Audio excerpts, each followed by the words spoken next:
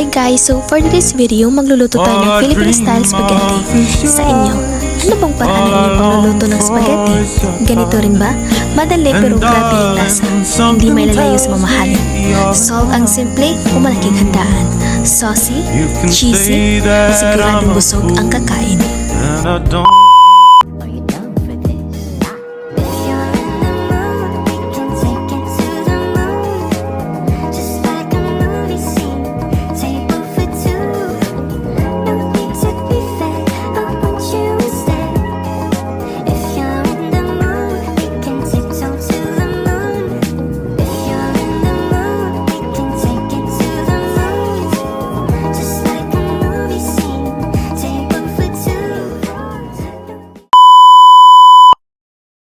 Sa pagluluto ng spaghetti, gagamit tayo ng 500 gram spaghetti pasta, 400 gram tomato sauce, isang lata ng durin, isang frited cheese, kalahating kilo ng giniling, at isang dosenang hotdog.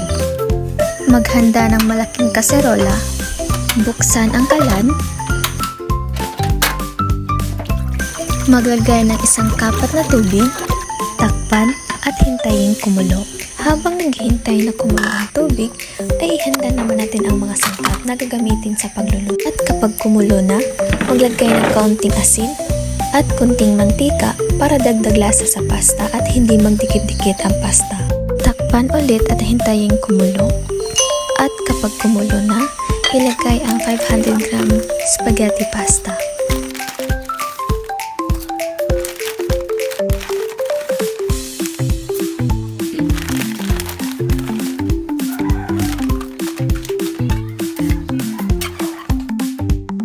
Pagkatapos mailagay ang spaghetti pasta sa kaserola, takpan ito at maghintay ng 5 minuto.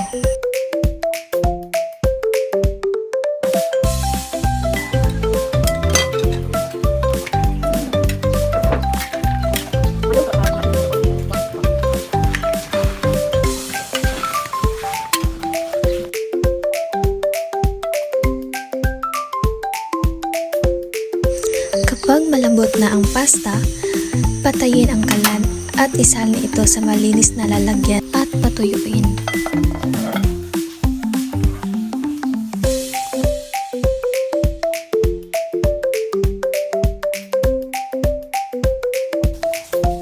Habang naghihintay na tumuyo ang spaghetti pasta, dadako naman tayo sa paggawa ng sauce. Maglagay ng isang kapat na mantika, ilagay ang hiniwang bawang at sibuyas, at kapag mag-golden brown na ang bawang at sibuyas, isunod ang kalahating giniling,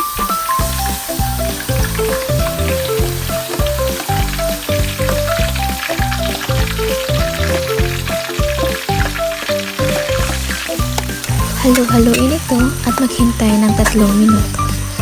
At kapag naging golden brown na, maglagay ng konting patis para dagdag kulay.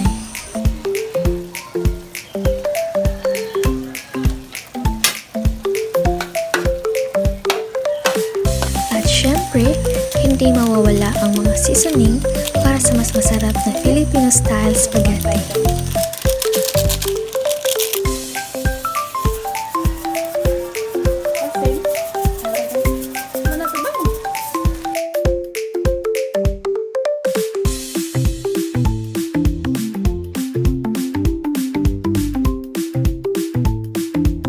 Lagay ang hiniwang hotdog,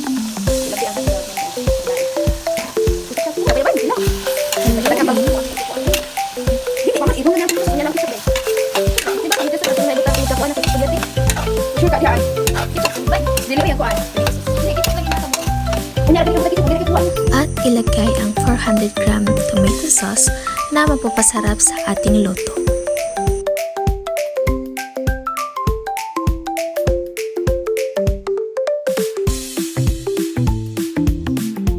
Halo-haloin.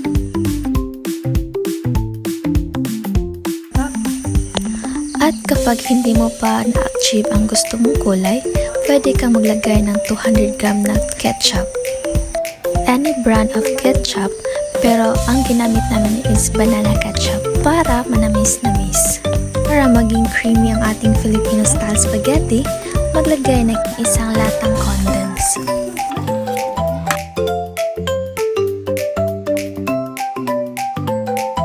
At kapag halong-halo na ang condense sa ginawa nating sauce, at sunod naman nating ilagay ang 500 gram na spaghetti pasta. Halo-haloin ito hanggang mag-combine ang sauce sa spaghetti pasta. Siguraduhin halong-halo ang spaghetti pasta sa sauce.